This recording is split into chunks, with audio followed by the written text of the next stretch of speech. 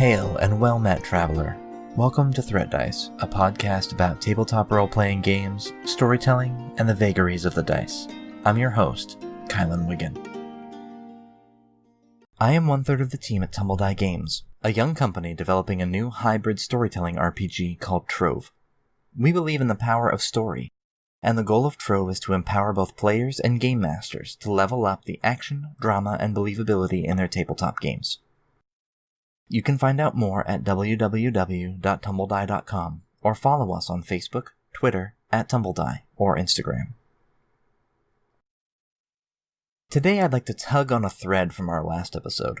During the discussion about charisma, and the problem thereof, I mentioned a technique that I've used in the past, which I have taken to calling asymmetric information. The term derives from asymmetric gaming, which is a style of game design where the two sides are not equal. For example, chess is a symmetric game. The difference between the two sides is cosmetic only. All of the pieces are identical and in the same positions. Their abilities are the same. By contrast, a game like Ogre by Steve Jackson Games is asymmetric. One player takes control of the giant tank, the Ogre, and the other side plays as a scrappy group of soldiers trying to take it down.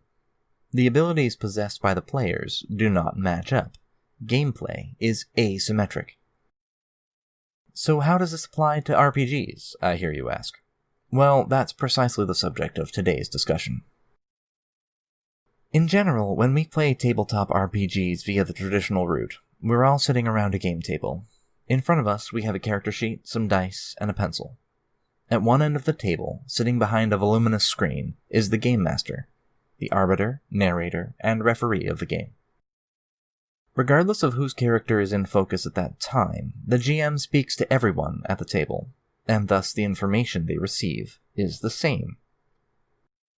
Whether their character is in the room or drinking down at the pub, everyone sees what's happening to everyone else, and as such, the information given by the GM to the players can be considered symmetrical. This happens for a few reasons. One, of course, is practicality. Not exactly nice to invite a bunch of people to play, and then make most of them leave the room while you focus on one of them at a time for a bit. Also, the other players would miss the cool story happening to their friend while they're investigating, drinking, brawling, what have you. A cohesive group of players can even be invested in the stories happening to their companions.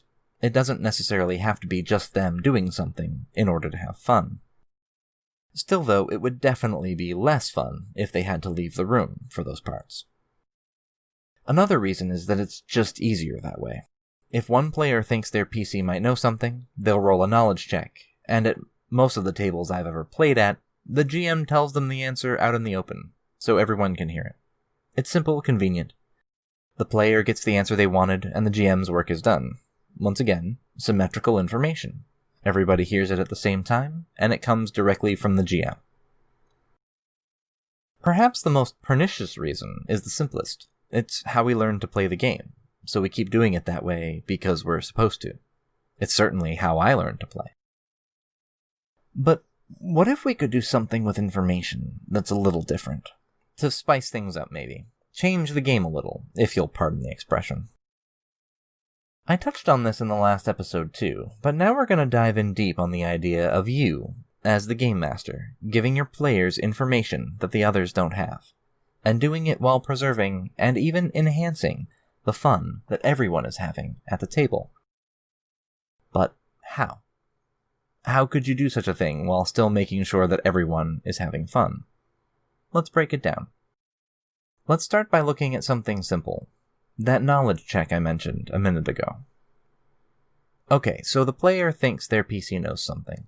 They've got knowledge arcana or whatever, and they're facing down against a genie. That's a pretty good argument. They want to know if the genie is immune to mind effects, because they're a good player who's never sneaked a look at the stat block.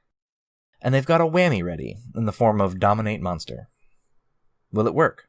The player has no idea, but they think their character might know.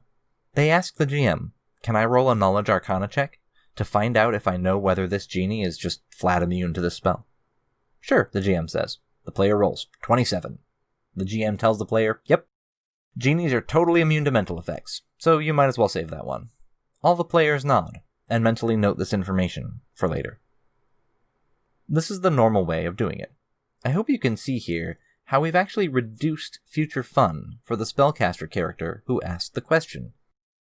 Now everyone at the table knows for sure that the genies can't be magically tricked, meaning that some of the value of that knowledge arcana skill has just evaporated.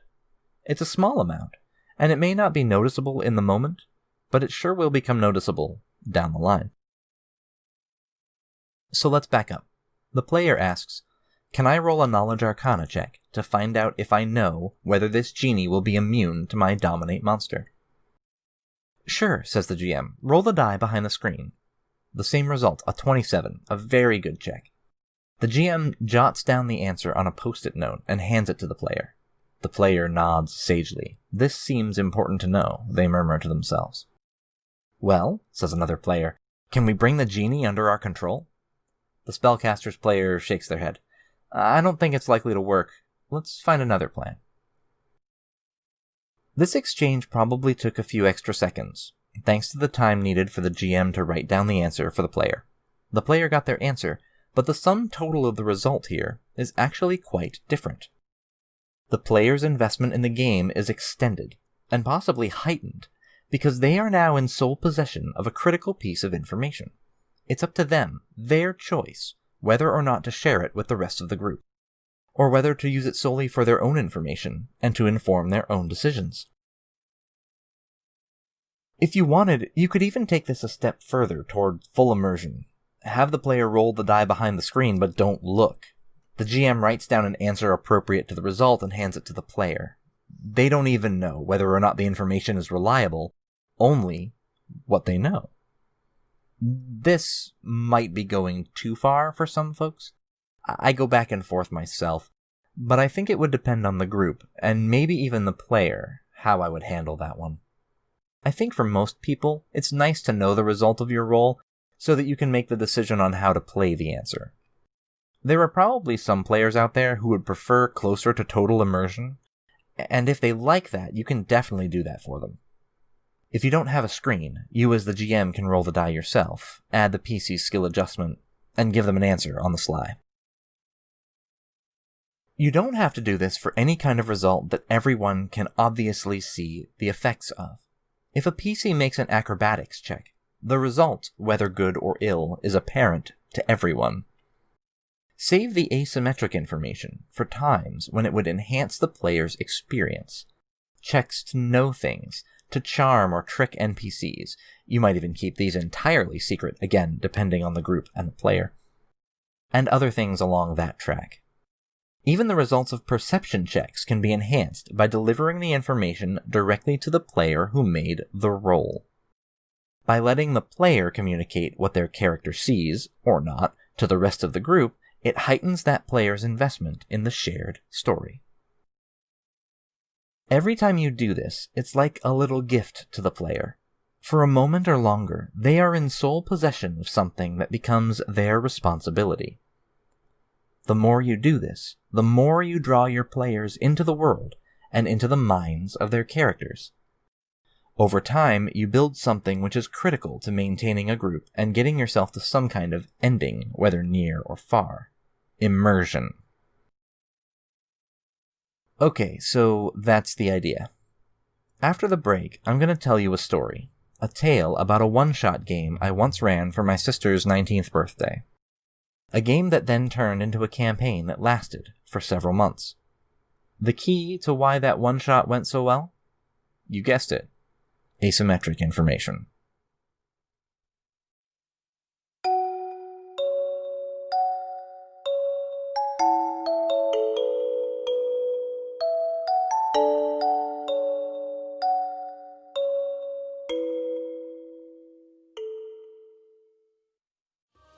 On July 23rd, I will be appearing on the How I Nerd Twitch channel for a live RPG roundtable discussion, hosted by @GamerMomLuna on Twitter and the How I Nerd Network. I'm really excited to chat with everyone who will be on that night, and I hope that some of you out there might just tune in. The discussion starts at 8 p.m. Eastern on Thursday, July 23rd, at twitch.tv/howinerd, and I hope we'll see you there.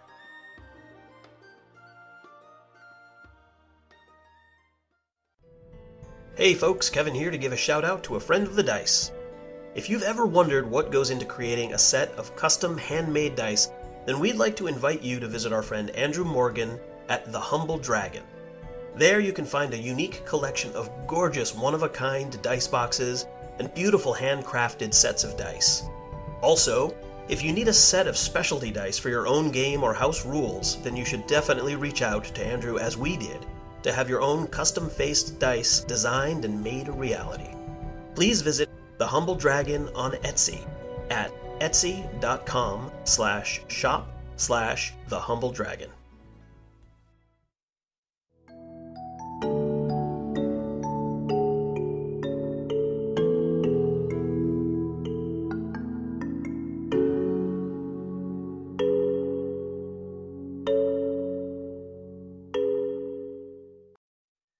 Welcome back.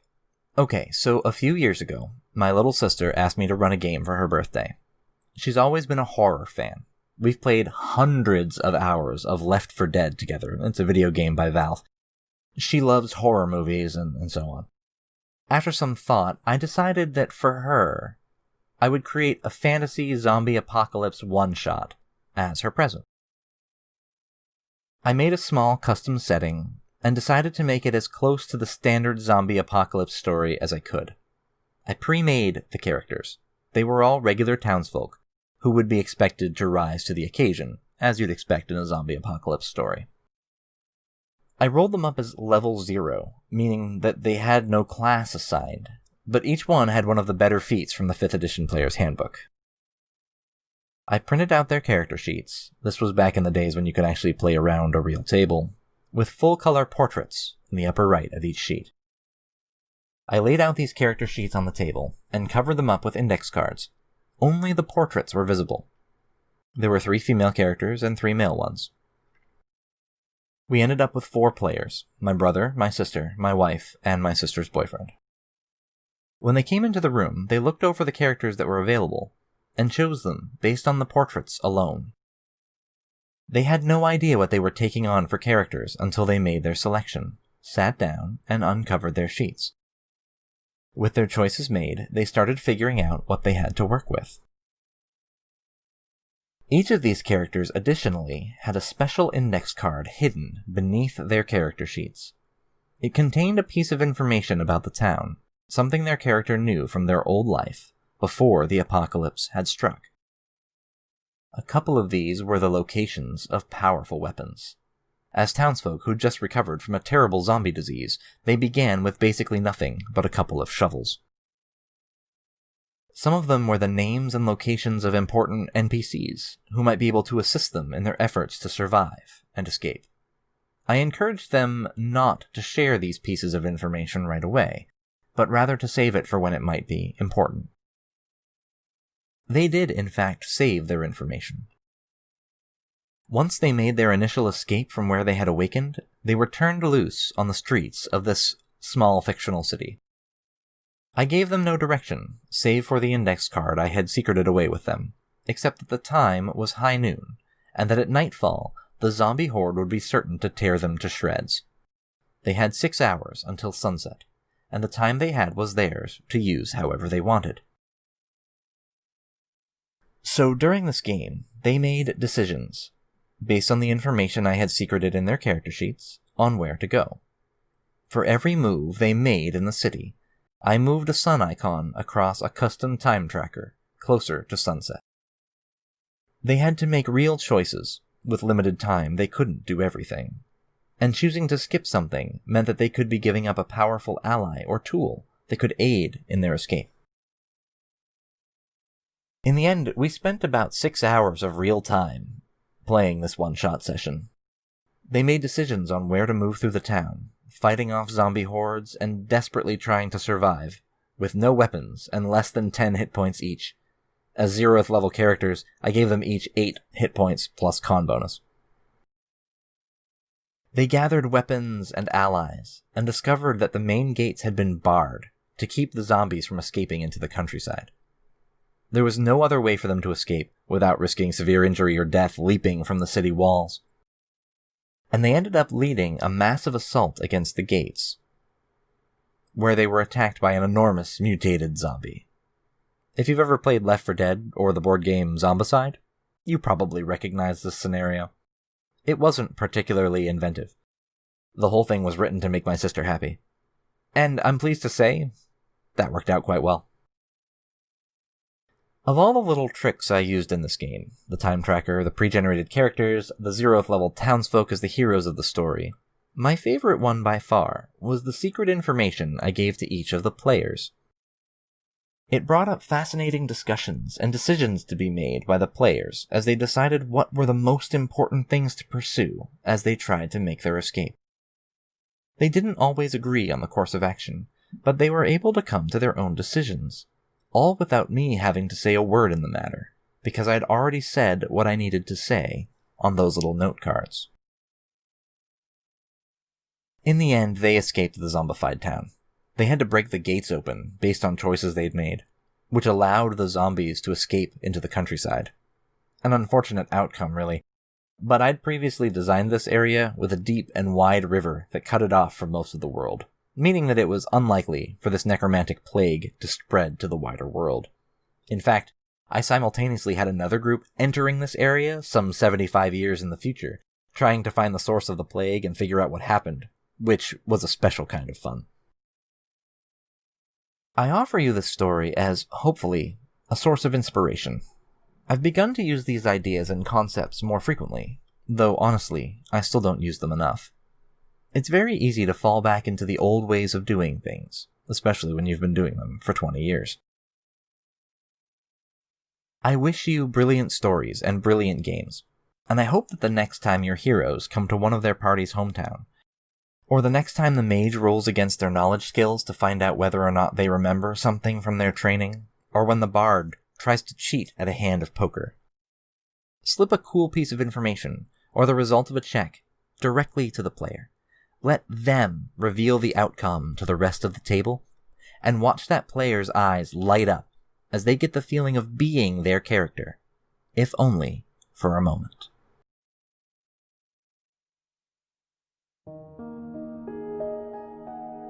Thanks so much for joining me today. Before we go, one quick thing. If you're enjoying Threat Dice, please leave us a review on your favorite podcast platform, or tweet us at TumbleDie. I'll read any reviews into the announcements on the next session. We'd love to hear from you. Until next time, may the road ever rise to meet you. Threat Dice is a production of TumbleDie Games, LLC. Our intro music is What Lies Beyond, the interludes are Clockwork, and the outro music is Storm, all by Vincevept. Check out his amazing work at youtube.com/Vincevept, VINDSVEPT. Additional music by Andrei Sitkov and Andy Ray. This episode was produced and recorded by me, Kylen Wiggin. Pain does two things. It teaches you, it tells you that you're alive. Then it passes away and leaves you changed. It leaves you wiser sometimes. Sometimes it leaves you stronger. Either way, pain leaves its mark, and everything important that will ever happen to you in your life is going to involve it in one degree or another. You can find Threat Dice wherever you get your podcasts. Thank you for listening, and we'll see you next time.